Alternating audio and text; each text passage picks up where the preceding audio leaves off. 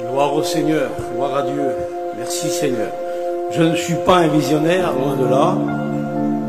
Mais ce matin, le frère chantait, quel bonheur quand j'y pense, j'aurai ma maison éternelle. Et j'aimerais dire, avant de voir cette maison dans le ciel, il faut sous la terre, frères et sœurs, construire une maison spirituelle, gloire au Seigneur. Et ce matin, je n'ai pas eu de révélation, mais j'ai eu dans mon cœur un mot du Seigneur pour introduire mon message. Le Seigneur me disait, Ésaïe,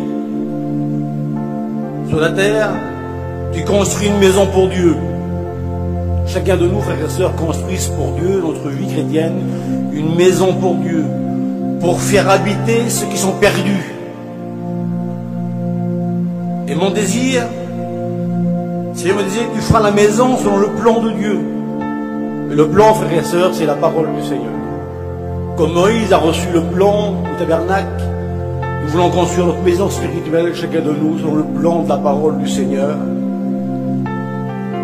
Et moi, j'aimerais que ma maison, la mienne de maison, sur la terre que je construis, j'aimerais que ce soit une maison attirante. Une belle maison, qui attire ceux qui sont perdus dehors. Et ma maison, je la construis par mon témoignage. Ce matin, je vous parlais du témoignage, frères et sœurs. C'est mon témoignage qui construira ma maison. Et chaque jour, depuis 20 ans, je construis ma maison.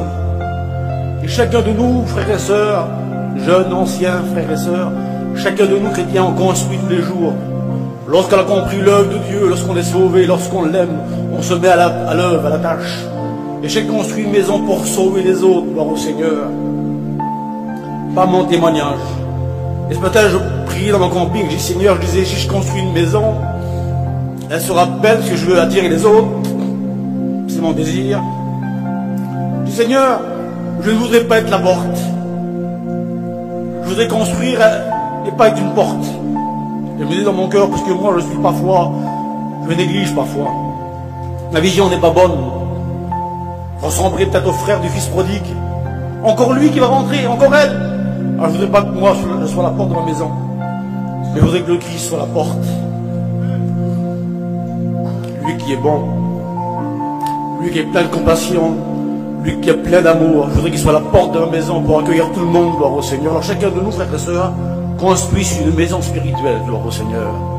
Et on va lire un texte ensemble en introduction, dans le message. C'est Ésaïe 58, verset 7. Écoutez le beau travail qu'on doit faire ensemble, cette belle construction que chacun doit se mettre à l'œuvre, gloire au Seigneur. Partage ton pain avec celui qui a faim. Que ce soit matériel ou spirituel, il faut partager, gloire au Seigneur. Et fais entrer dans ta maison le malheureux sans abri, sans asile. Si tu vois un homme, couvre-le. Ne te détrompe pas de ton semblable. Résultat de tout cela, alors ta lumière pointera comme l'aurore.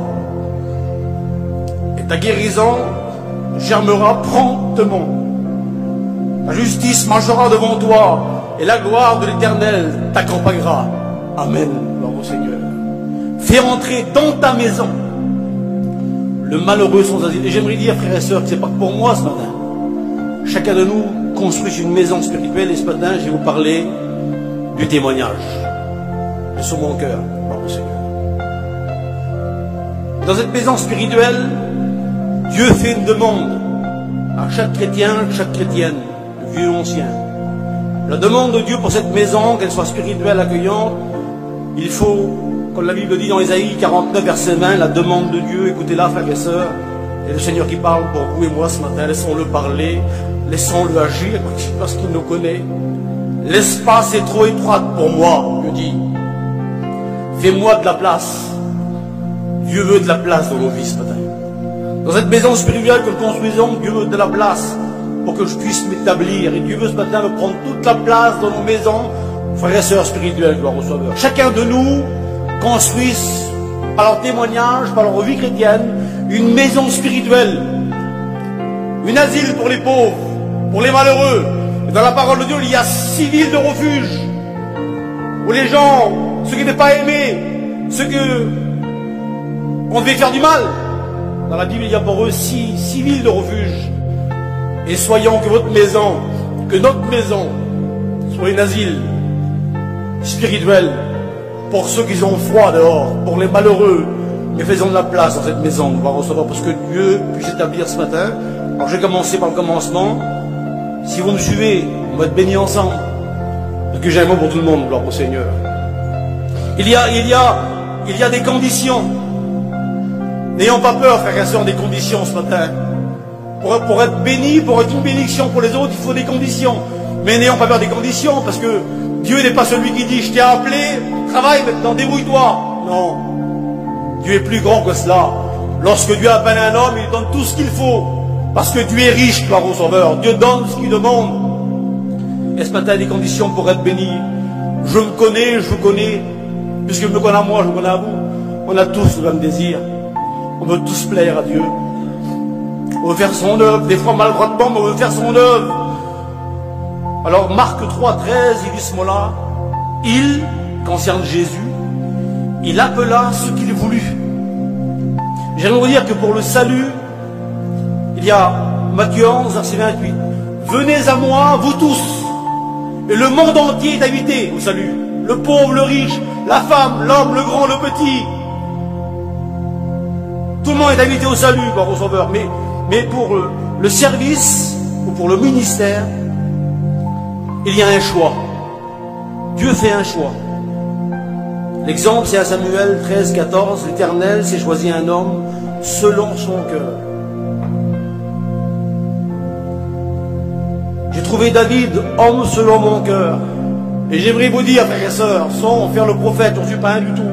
Mais ceux qui construisent, et tout le monde construit, les frères, les sœurs, tous ceux qui construisent dans l'œuvre de Dieu, d'avoir le cœur du Seigneur. Je trouve un homme selon mon cœur, une femme selon mon cœur. Et le cœur de Dieu, c'est l'amour. Dieu est amour, gloire au Sauveur. C'est du cœur de Dieu qui est sorti l'amour. Et j'aimerais dire que pour cette maison soit spirituelle, pour que cette maison attire les autres, il faut construire selon le cœur de Dieu, par amour, gloire au Sauveur. Et je vous rappelle ce matin, nous sommes appelés, chacun de nous sommes appelés à servir.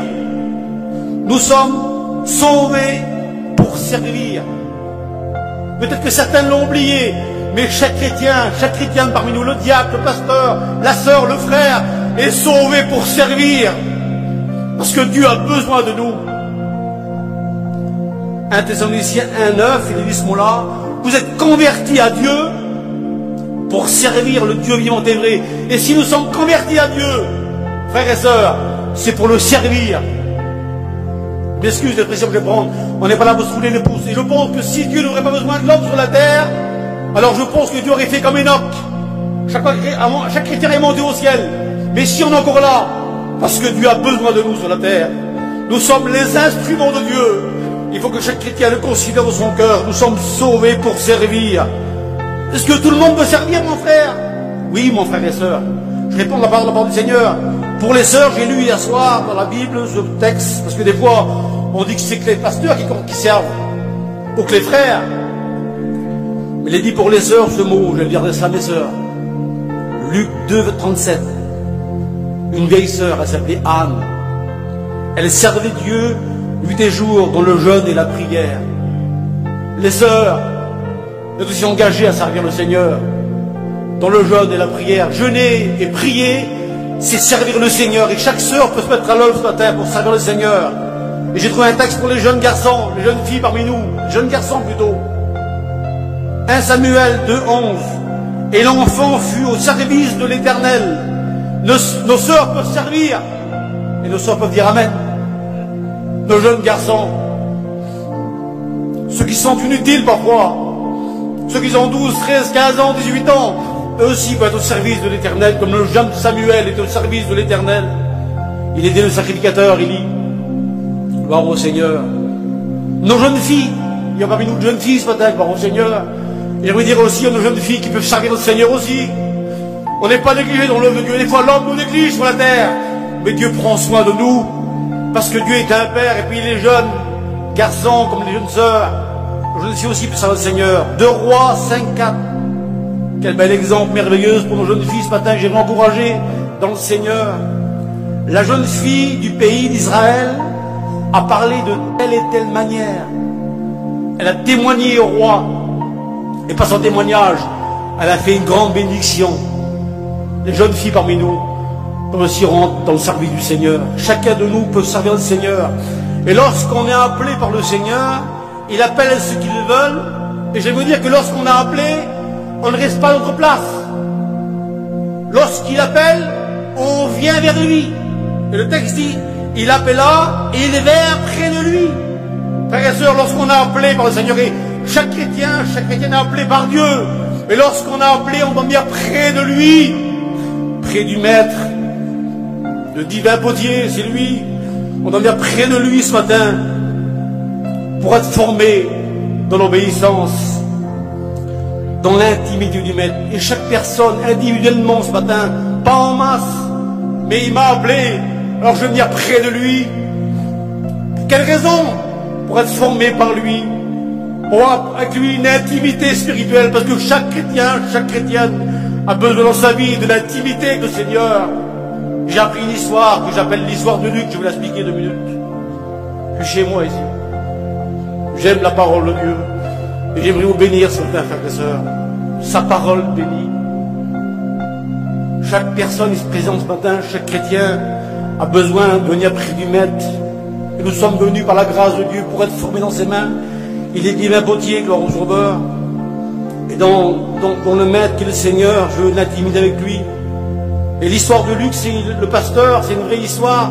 Un pasteur sédentaire qui a un bureau dans sa maison. Il y avait un garçon qu'on appelait Luc, l'histoire dit. Et le pasteur qui travaillait dans son bureau tous les matins pour la parole de Dieu, le garçon, le petit venait devant la porte de son père, il frappait. Oui, fils, entre.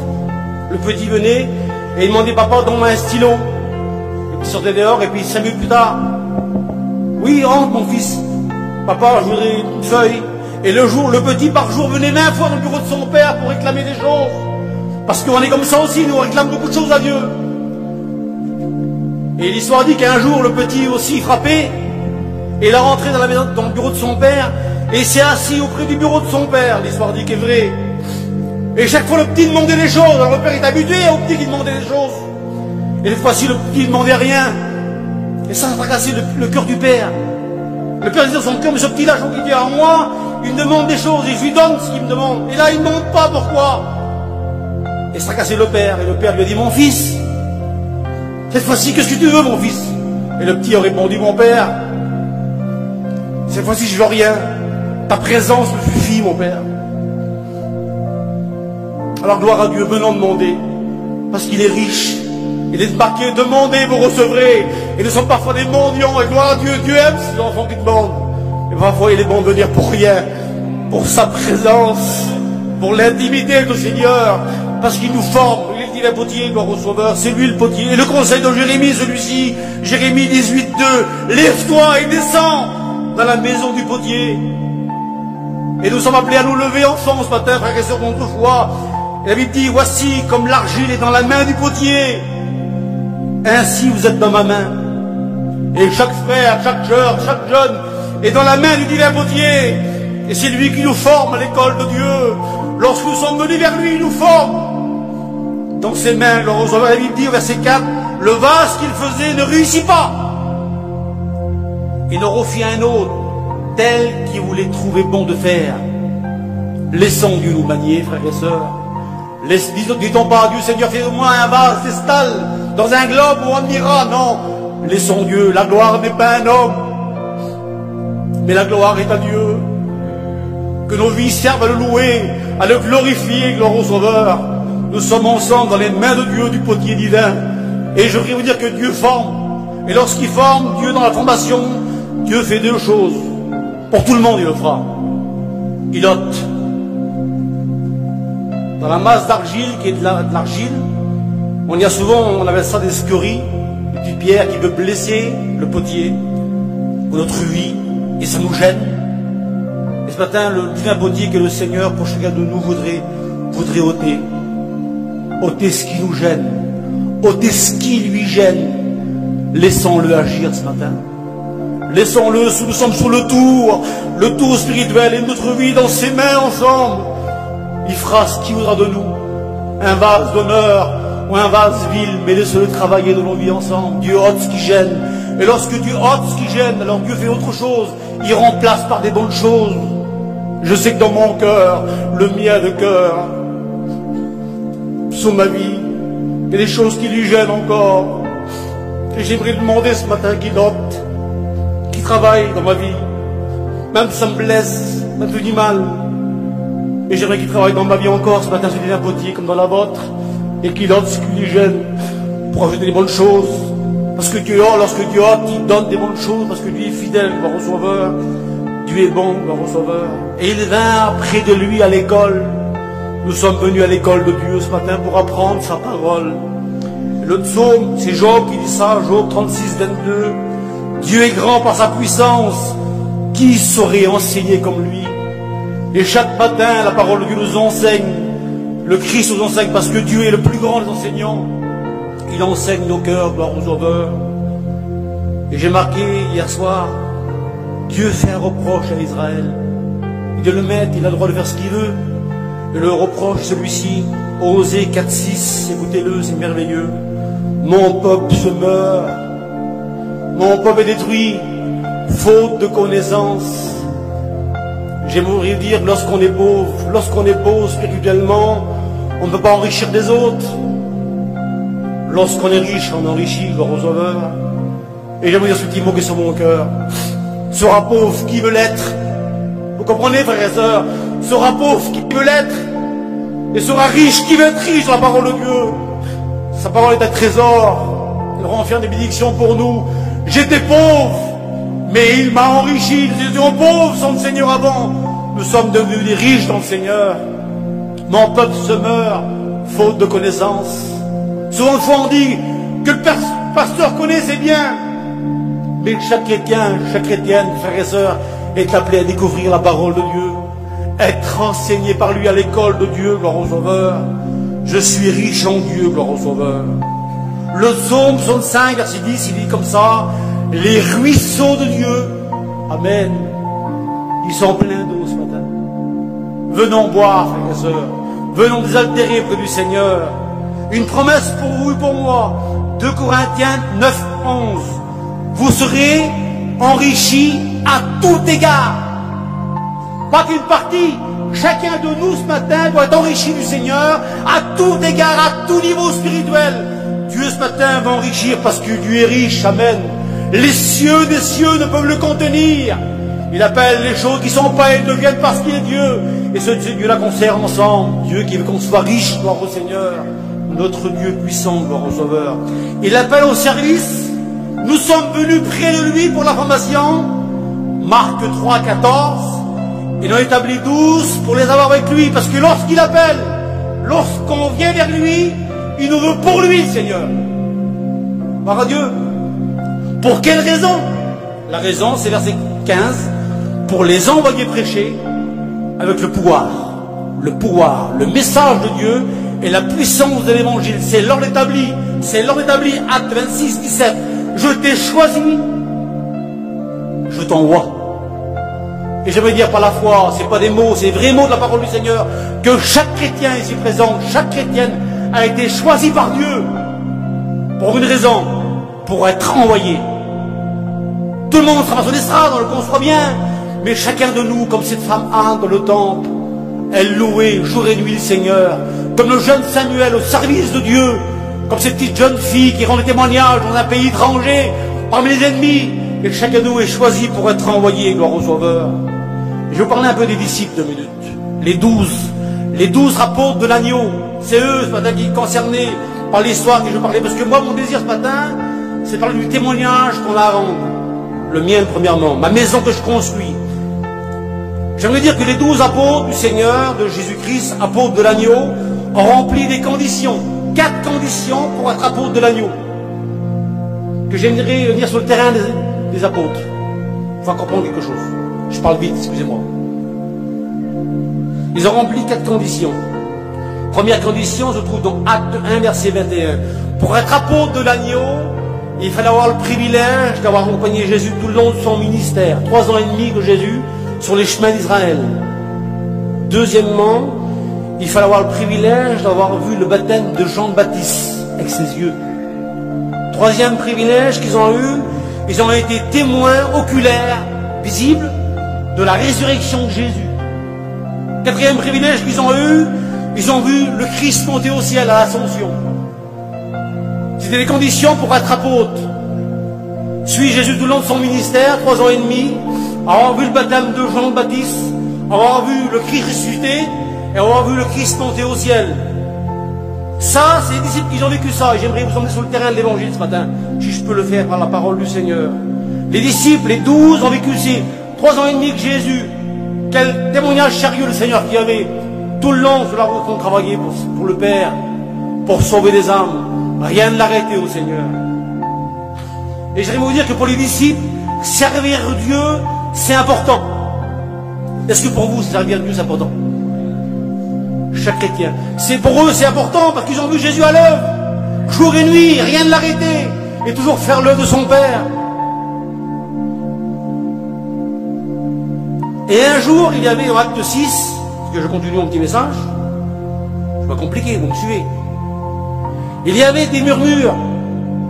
Parce que Jésus était mort, Jésus a été ressuscité, Jésus est monté au ciel, les disciples étaient sans maître. Jésus n'était plus là. Elle avait dit que le nombre des disciples ont augmenté. Et il y a eu des murmures. Elle dit que les élites c'était des juifs de la diaspora, murmurèrent contre les apôtres. Elle disait que leur veuve était négligée. Écoutez la Bible. Et les 12 apôtres convoquèrent tous les disciples. Parce que je vous parle des disciples, des apôtres, pour venir à mon témoignage que je vais vous parler ce matin. Les disciples dirent, et vous sachiez, frères et sœurs, que lorsque le Christ est monté au ciel, il y avait en Israël des veuves, des orphelins. Et les disciples faisaient le ménage dans le temple. C'est eux qui prenaient soin de la veuve et de l'orphelin. Mais il y avait tellement de travail à faire, il y avait tellement de chrétiens qui se donnent au Seigneur, que les disciples ont dit, ce mot-là, dans Acte 6, verset 2, frères, il n'est pas convenable que nous laissions la parole de Dieu pour servir aux tables. Les disciples ne voulaient plus négliger la parole de Dieu pour servir aux tables. Et trop de travail à faire. Alors, à leur tour à eux, parce qu'eux aussi ont été choisis par le Seigneur. Eux aussi ont venu vers Jésus. Eux aussi ont été formés par le Seigneur. Alors, leur désir, c'est de former des hommes à leur place. Qui prennent leur place à eux. Vous comprenez, frères et sœurs? Alors, c'est pas facile. Ils n'ont pas choisi n'importe qui. C'est sérieux. Très sérieux pour eux, l'évangile, leur sauveur. Et une condition est demandée.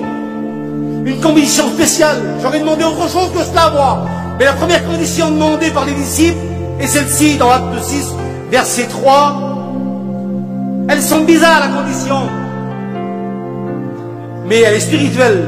Et ce matin, là, ce que je vais vous adresser avec vous. De qui l'en rend? On va engager des hommes, mais de qui en rend un bon témoignage.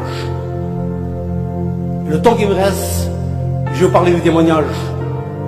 Et j'aime parler à moi de mon témoignage. Et je voudrais vous dire quelque chose qui est vrai. Je me tracasse beaucoup. Je me tracasse beaucoup, comme vous ce matin, pour mon témoignage.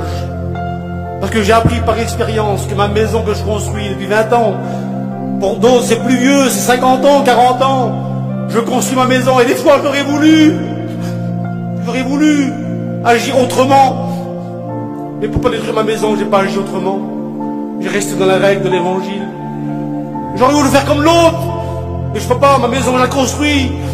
Je sais qu'une maison depuis 30 ans de construction, en 1 heure on peut la casser. Alors je surveille ma maison. Je surveille mon témoignage. De qui il en rendra un bon témoignage? Et tout le monde est concerné ce matin. Le vieux comme le jeune, le serviteur comme le chrétien, le diacre, chacun est concerné par son témoignage, sa propre vie, gloire au Sauveur. De qui il en rendra un bon témoignage? J'aimerais vous dire, frères et sœurs, que notre témoignage est plus fort et plus grand que mon langage. Mon langage est bien gentil, mais c'est que des mots, ça passe. Et mon témoignage restera marqué à vie.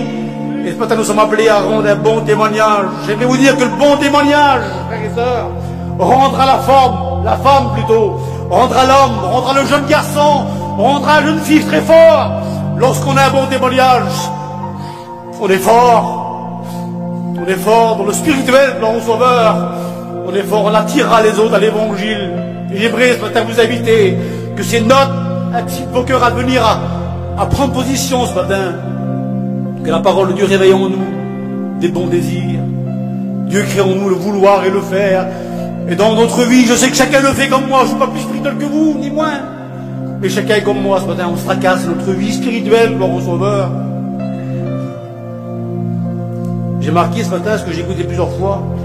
Si on ne vit pas ce que l'on dit n'apportera pas la vie. Si on parle de gentillesse et qu'on est méchant, ça ne marchera pas. Si on parle de pardon et qu'on ne tente pas, ça ne marchera pas non plus. Si on parle d'amour et qu'on est méchant, ça ne marchera pas non plus. Il faut vivre ce que l'on dit, gloire au Sauveur, pour que le fruit porte. Il faut pas que des mots. Pourquoi, frères et sœurs, que nous croyons, nous, vous et moi, à 1 Jean 4,8? Qu'est-ce qu'il est écrit dans 1 Jean 4,8? Dites-moi-le. Dieu est amour. Pourquoi que moi je crois Dieu est amour? Est-ce qu'il est marqué juste Dieu est amour? Non. Il y a une preuve. Je n'aurai pas de preuve, j'y croirai pas. Mais la preuve, c'est Jean 3,16. Dieu a aimé. Merci. Il n'y a pas que des mots. Il donne. Il prouve par des actes. Il donne son fils ce matin. Et je voudrais que mon amour, la vôtre d'amour, frères et sœurs, ne soit pas que des mots. Il faut prouver notre amour pour le Seigneur, pour apporter la vie aux autres, gloire au Sauveur. Et j'aimerais vous dire que Dieu honore. Ah, merci Seigneur. Qu'un ancien m'honore, merci. Les frères, matin, ils m'ont honoré. Ils m'ont laissé la place. Merci au Seigneur. Merci, mon frère. Mais Dieu honore. C'est plus important que Dieu honore un homme, que Dieu honore une femme, que Dieu met le tampon sur lui. Et Dieu honore ceux qui vivent un bon témoignage. Hébreux 2,4. Et Dieu appuyant leur témoignage. Ah, que c'est beau, Seigneur. Qu'un homme dit, mon frère, c'est bien, t'as bien agi. Mais que Dieu m'honore, c'est mieux. Et Dieu appuie leur témoignage par des signes, des conversions, par des prodiges, les morts ressuscités, et par des miracles, les aveugles voyés. Lorsque les disciples prêchaient, par leur bon témoignage, Dieu appuyait leur témoignage. Lorsqu'ils passaient dans l'évangélisation, lorsqu'ils prêchaient l'évangile, des âmes étaient sauvées, les morts étaient ressuscités et les malades étaient guéris. Dieu appuie leur témoignage. J'aimerais dire que Dieu appuie le bon témoignage, par des signes, par des prodiges.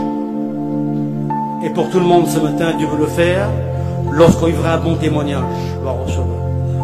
J'ai marqué une note importante. Lorsqu'on veut plaire à Dieu, j'ai marqué ça hier soir, lorsqu'on veut plaire à Dieu par notre bon témoignage, on touche l'intention de Dieu. On touche Dieu lui-même. Job 1, verset 8. Et Dieu dit, Dieu se fait fier. Et j'aimerais Dieu que soit fier de moi. J'aimerais que Dieu fasse fier de vous ce matin. Dans le ciel de gloire, qu'il soit fier de nous. On est fier de son fils. On est fier de sa vie. On est fier de ceux qu'on aime. Et j'aimerais que Dieu dans le ciel soit fier de nous ce matin. Pourquoi il s'est fier de son fils? Pourquoi?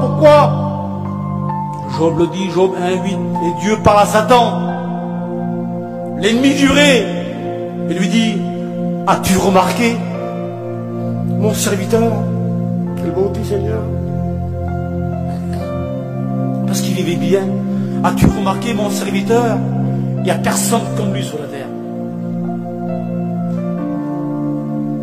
Il est intègre, il est droit, il craint Dieu et il détourne du mal. Et Dieu se fait fier de lui dans le ciel. Il montre cet homme-là, ce serviteur, à Satan. Parce que cet homme-là vivait un bon témoignage. Mes frères et sœurs, nous voulons honorer Dieu ce matin. Et nous voulons que Dieu nous honore. Parce que nous vivons un bon témoignage pour le Seigneur. C'est pas que des mots, je dirais pas, il n'y a pas que des mots dans la Bible, c'est pas écrit pour que ça fasse beau. Nous sommes des lettres écrites. Et une lettre ne parle pas. On la lit. Ne parlons pas, frères et sœurs. Laissons-nous lire. Que les gens nous lisent. Le frère a la paix, là. Il a la paix en lui.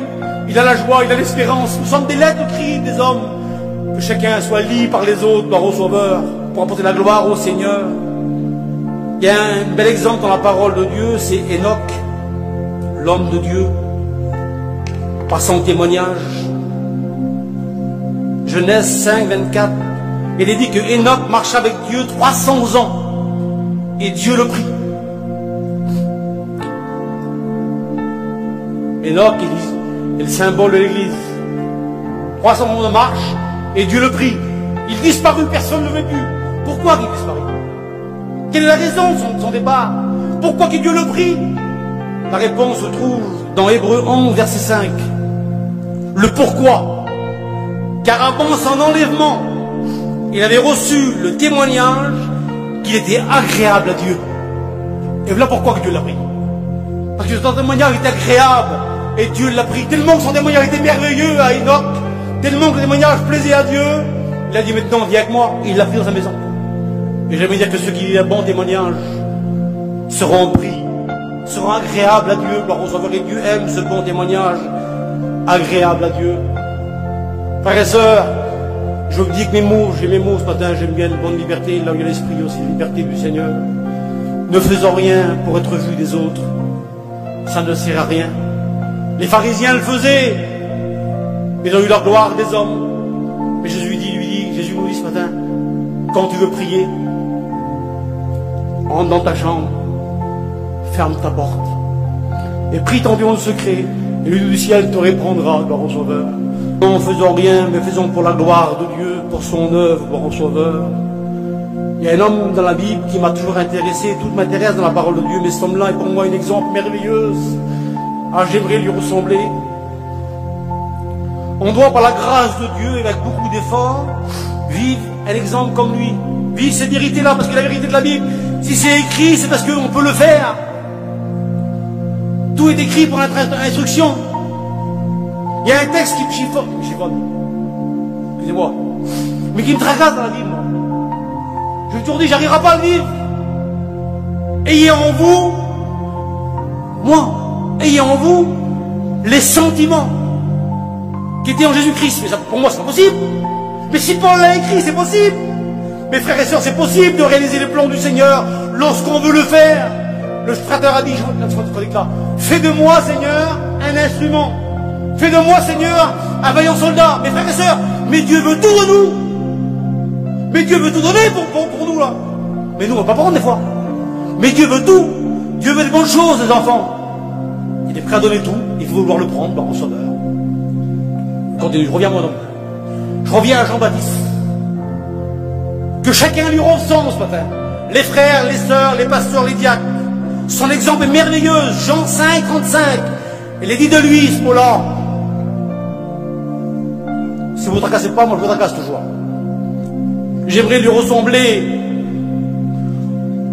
Il est dit de lui, on aimait passer 1 heure en sa présence. Ah Seigneur, c'est bon ça. Que chaque pasteur le désire. Que chaque chrétien le désire. Que chaque chrétienne le désire. Que les gens aiment notre présence. Comme un feu qui réchauffe ceux qui ont froid. Comme un feu qui éclaire ceux qui sont dans les ténèbres. Que votre vie, que ma vie éclaire comme Jean-Baptiste. On est passé 1 heure en sa présence. Et pourquoi Jean-Baptiste? Il n'avait rien de spécial, Jean-Baptiste, à part qu'il était cousin de Jésus. Mais qui c'est spécial? On parle de lui. Il n'avait rien de spécial. Il n'est même pas une église. Il n'est même pas un chapiteau comme nous, là. Là, il dit qu'il prêchait dans le désert. Et dans le désert en Israël, je suis allé, moi, comme plein de frères et sœurs. L'été, le jour, il fait 40 degrés de chaleur. Et le soir, il fait très froid. Et lui, sans église, c'était le désert. Ça. Il est habillé de poils de chameau.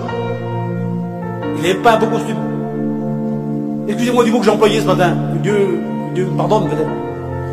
Mais peut-être que Jean-Baptiste, l'odeur doit être forte. Des poils de chameau.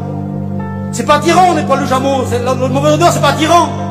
Il se nourrissait de miel sauvage et de sauterelles. Il n'y a rien de bien, Jean-Baptiste. Il n'est pas d'église, il n'est pas de beaux habits, il n'est pas de nourriture. Et pourtant, ce homme-là, lui, oui. Sa présence fait du bien aux gens.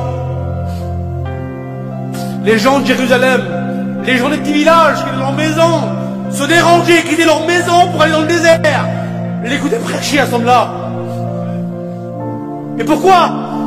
Quelle est la raison, Seigneur, qu'on lui ressemble, frères et sœurs? Pourquoi qu'il a tiré les gens? Jean-Baptiste, c'est un secret. Ben, le secret est dit dans la parole du Seigneur. Il priait avec les grands et il luisait avec les petits.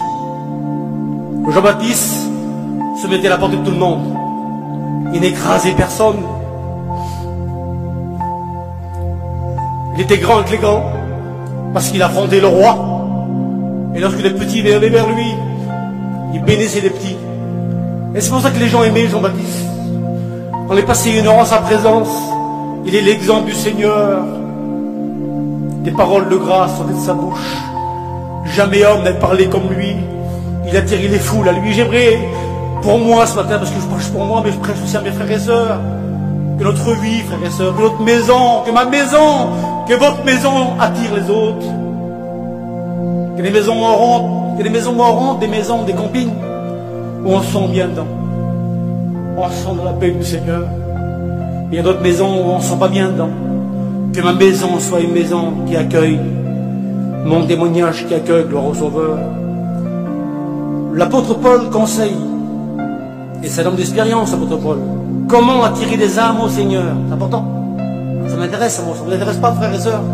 Comment sauver les autres? C'est mon désir, c'est votre désir. 1 Timothée 4,16. Écoutez ce qu'il dit.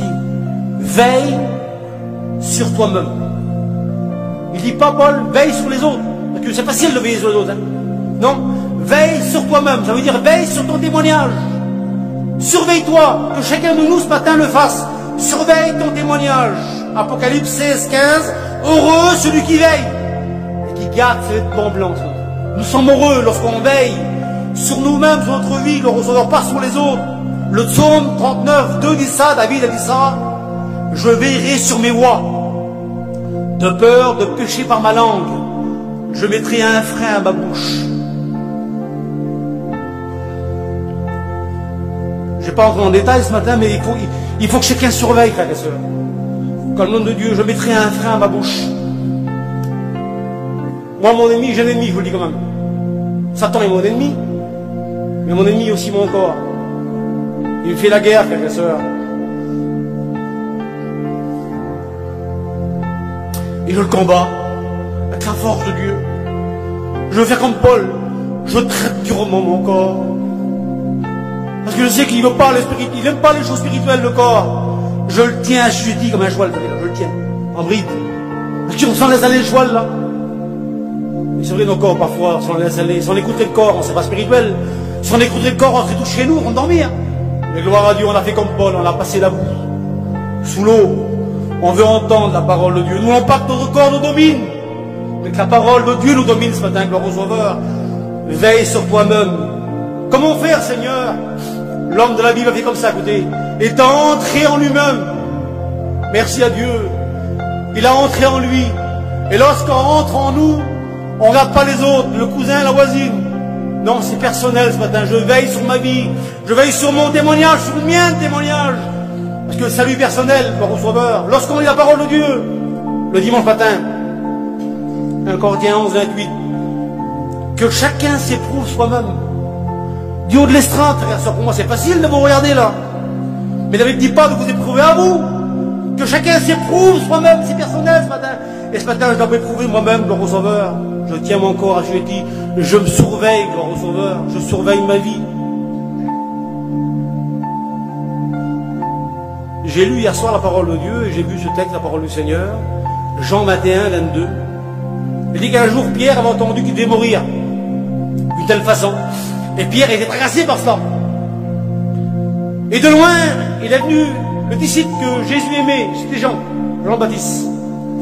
Et puis Pierre, pour être tranquille, a dit, mais lui, Seigneur, là, qu'est-ce qui va arriver à lui, là?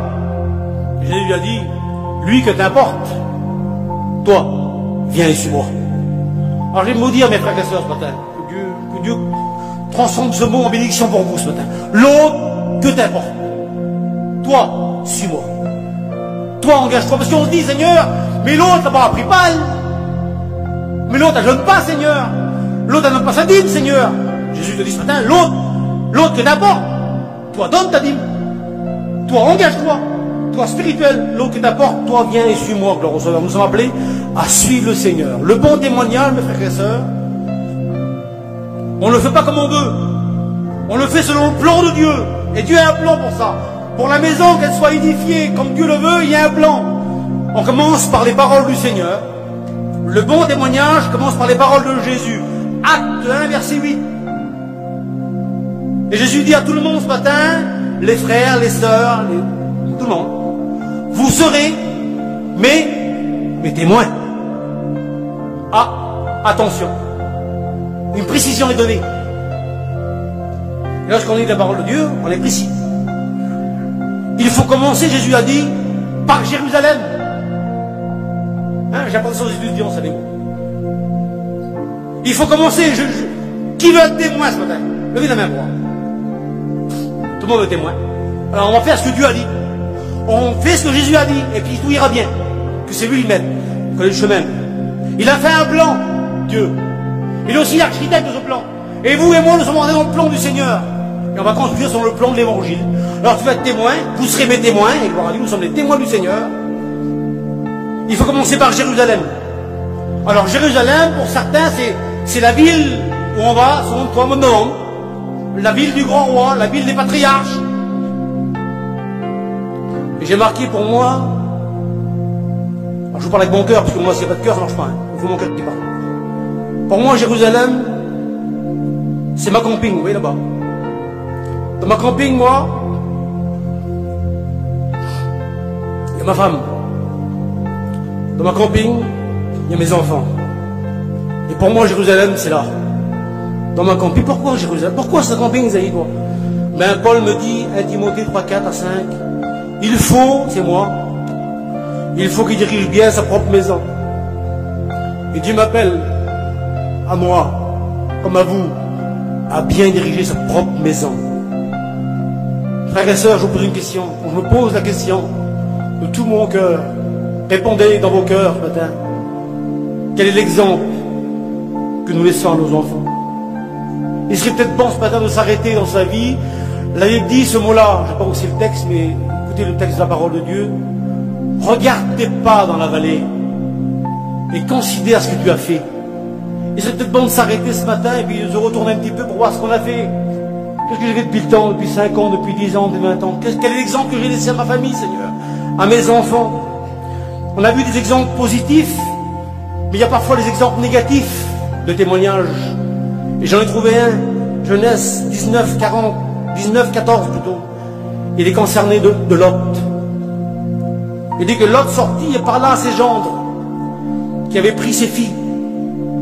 Et il dit, levez-vous, dit-il, sortez de cette ville, car l'Éternel va détruire la ville. Un bon désir qu'il avait lui. Ses enfants allaient mourir. Levez-vous. La ville va être détruite. Écoutez le résultat. Mais aux yeux de ses gendres, il parut plaisanter. Ah Seigneur. La mort était là. Le danger était là. Parce que le témoignage n'était pas bon.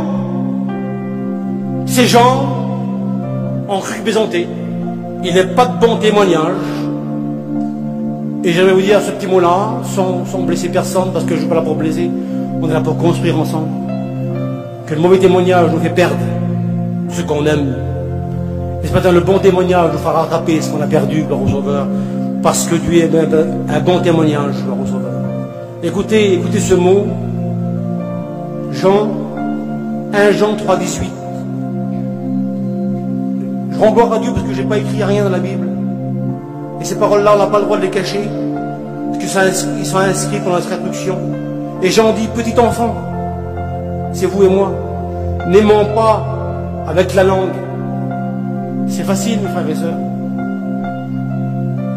Et en action et en vérité. Il faut des preuves. Je t'aime, tu m'aimes, mais on n'est pas ensemble. Ce matin, il faut des preuves. Mon témoignage se suit par des preuves. Des preuves 2 secondes. Il faut des preuves. J'ai écouté une histoire un jour d'un homme qui disait, prêchant, un homme vient dans le micro et il se présente. Là, on vous l'a fait ensemble. Il dit, je suis Moïse. Alors Seigneur, mais nous les chrétiens, on est lecteurs de la parole de Dieu, nous. Nous, on sait ce que Moïse a fait, oui ou non? On sait tout ce que Moïse a fait, du pied à la tête. De A à Z, on sait tout ce que Moïse a fait. Et l'homme, il dit, je suis Moïse, moi. Ah, t'es Moïse, frère. Oui. Ben moi, Moïse, je connais, moi. Je sais ce que Moïse a fait, moi. Ben moi, tout ce que Moïse a fait, je sais. Moi, je sais la vie de Moïse. Et vous aussi, frères et sœurs. On sait les grands faits de Moïse. Mais il dit, moi, je vous présente chez Moïse. Ben, montre-nous ce que tu as fait, là. Parce que Moïse, on sait Moïse ce qu'il a fait. J'ai marqué hier, vite fait, là, pour vous dire. Moïse a construit le tabernacle. Il était composé de 2 parties. Hein, je suis allé en Israël, j'ai vu ce tabernacle, là. Une partie découverte, une partie couverte. Et puis tout ce qui est intérieur, on le sait. Et lui, il dit, moi, je suis Moïse, alors, montre-moi ce que tu as fait. Alors, il ouvre une grande hangar, et l'homme disait, et il monte un petit chapiteau. Un petit chapiteau rond, là. Et l'homme dit, mais t'es pas Moïse, toi. T'es un clown. Ah, mais c'est pas rigolo. Oui, parce que lui, il dit que c'est Moïse. Et Moïse a fait le tabernacle. Il y a de l'or partout dedans. Les tables de pain, tout ce que vous voulez. Je suis marqué là. Mais il dit que c'est Moïse, mais il n'a rien fait. Il monte un chapiteau tout petit. 5 sur 5. C'est pas Moïse, mon frère, toi. Des mots ne prouvent rien. Des actes prouvent quelque chose. L'autre dit, moi, je suis Noé, si vous voulez. Mais Noé, on le connaît aussi, nous. Noé a fait un grand bateau. 150 mètres de long, 25 mètres de large, 5 mètres d'auteur, 4 mètres d'auteur. Vous voulez, moi. Ah, des Noé, donc oui. Ah, j'ai Noé, moi. Ben, montre-moi ce que tu as fait. Il ouvre une hangar, il m'enlève un bateau à rame, vous savez là. Ah, mais t'es pas Noé, toi. T'es un touriste, toi. Ah oui, bien. Il y en a qui se disent Moïse, Noé, mais l'on preuve ne le suit pas, mes frères. Ne parlons pas, montrons les preuves. Il y a trop qui parlent. Il y a trop qui prétendent des choses, et ils n'en sont pas vrais. Ce matin, ne parlons pas, mais montrons des preuves de notre vie, que se construit pour le Seigneur, le bon témoignage par des preuves, gloire au Seigneur. Et j'ai presque terminé, frères et sœurs. N'oublions pas les paroles de cet homme. On l'appelait le Sadhu Sundarsin. Et tout le monde est concerné ce matin. Il a dit ce mot-là, avant d'être dans le ciel, une étoile pour les autres. Sois d'abord dans ta maison, une petite bougie. C'est le conseil de Dieu pour nous ce matin. Ah, il y en a plein qui veulent éclairer le monde. Ils veulent éclairer toujours les autres.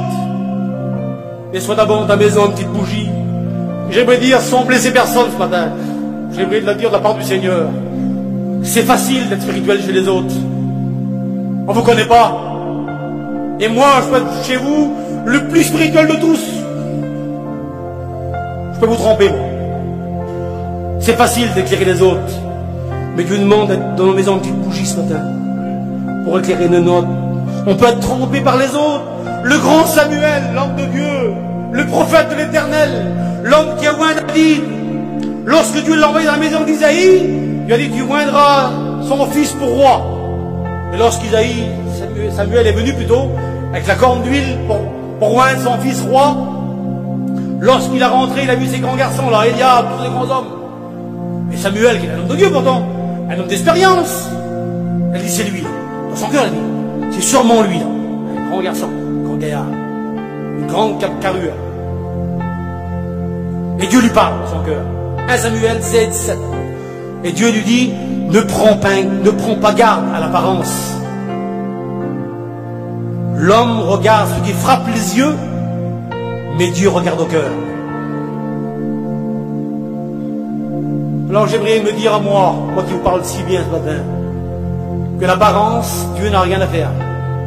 Dieu veut des hommes vrais ce matin, des femmes vraies. Il n'y a que ceux qui sont vrais, excusez-moi l'expression, il n'y a que ceux qui sont vrais, des vrais témoins, que de leur maison viendra ceux qui sont dehors, les perdus, ceux qui attireront les autres à l'évangile, au Sauveur, parce que Dieu regarde au cœur. Nous sommes, mes frères, je termine. Je reviens à ma maison. Tu seras témoin, Isaïe, c'est moi, Isaïe. Mettez votre nom, mettez tous votre nom. Ceux qui veulent le faire, le font ce matin dans la foi. Parce que Dieu, ce matin, veut nous bénir par ce mot d'évangile. Dans ma maison, à Jérusalem, Jésus a dit sur moi, Isaïe, tu seras témoin à Jérusalem. C'est le numéro 1 de ta vie. Alors moi je sais, parce que je sais quelque chose, je vais vous le dire. Je vais essayer de pas pleurer. Dans ma maison, moi, qui mieux que ma femme me connaît? Dites-moi la vérité dans le Seigneur. Vous ne connaissez pas, vous? Il y a mon cousin qui est là en face de moi, il ne me connaît pas. Un petit peu me connaît. Mais personne ne me connaît à part ma femme. Mes enfants. Croyez-vous que moi je vais tromper ma femme? Non. Par contre, à vous, je peux vous tromper. Mais ma femme, jamais je ne la trompe pas. Ma femme, c'est qui je suis. Femme, c'est ce que je vaux. Mes enfants m'ont compris. J'ai un garçon et 3 filles, moi. Ils savent qui je suis. Ils savent que je suis un plaisantin ou que je suis un homme de Dieu. Ils savent tout. Alors Jésus m'a dit, Isaïe, tu seras témoin à Jérusalem. Gagne ton foyer avant. Gagne ta maison. Lorsque tu auras gagné ta maison, Isaïe. Vous savez, il ne faut pas que ma femme dise à votre toi ou mes enfants, mon mari qui est là, ça sert à rien ça. Mais dans leur cœur, au fond de leur cœur, le beau désir, Seigneur. Je ne demande pas qu'ils disent, mais dans le fond de leur cœur, j'ai ma famille chez moi, les miennes. Ils disent au fond de leur cœur, c'est mon père, lui là-bas. C'est mon père, c'est l'homme de Dieu. Et ma femme dise, c'est mon mari. Et mon mari, c'est l'homme de Dieu. Quand on dit sur vous les sœurs, c'est ma campagne, elle là. Et ma femme, c'est la femme de Dieu, c'est Seigneur. Et lorsqu'on aura gagné ce pays, lorsqu'on aura gagné Jérusalem, ça va être facile d'aller autre part. Mais si on n'a pas gagné Jérusalem, comment on les fait qu'on va pas en Samarie, on jeudi, on ne pourra pas y aller. Alors ce matin, soyons des bons témoins. Mais commençons à Jérusalem. Commençons dans nos campings. Gagnons notre campagne. Gagnons nos maris. Gagnons nos enfants, gloire au Sauveur. Et le bon témoignage, c'est comme ça, gloire au Sauveur. Et j'aimerais vous dire que si j'ai gagné Jérusalem, qui est ma maison, je pense que ce sera facile d'aller en Judée. La Judée, c'est la famille. Ensuite, je pourrai aller en Samarie, voir les étrangers. Ensuite, je pourrai aller dans le monde, parce que j'ai gagné Jérusalem. Je vous conseille, je me conseille à moi. Et je le fais tous les jours. Du ciel au ciel que j'aime. Tous les jours, j'essaye de construire. J'ai pas tout ce que l'autre a, mais c'est pas grave. Lorsqu'on aime, rien ne compte. Et j'aime Dieu. Et je veux lui plaire. Et je veux construire pour lui. Je veux construire ma maison, mon propre témoignage. Je veux que ma maison s'unisse. Avant d'avoir une maison dans le ciel, où je la verrai un jour sur la terre, je veux que ma maison abrite les autres. Par mon témoignage. La Bible dit dans 2 Corinthiens 10, verset 18, ce ne sont pas ceux qui se recommandent eux-mêmes qui sont approuvés de Dieu, mais sont ceux que Dieu recommande. Et j'aimerais que chacun de nous ce matin prenne ce mot en considération. J'ai que ce mot-là à vous dire. N'oubliez que plein de choses, ça votre tracas peut-être, mais que le bon témoignage soit le primordial dans votre vie. Parce que nous savons, j'ai peur des mots parfois, j'ai peur de blesser quelqu'un. Mais nous savons, nous serviteurs de Dieu, nous chrétiens, nous chrétiennes, que des fois des gens passent derrière un micro. Prenez pas ça en mal, prenez ça en bien plutôt qu'autre chose. Il y a des gens qui passent derrière un micro et puis ils parlent des heures et puis on sent que ça va pas, il n'y a pas de vide. Ils ne vivent pas ce qu'ils disent.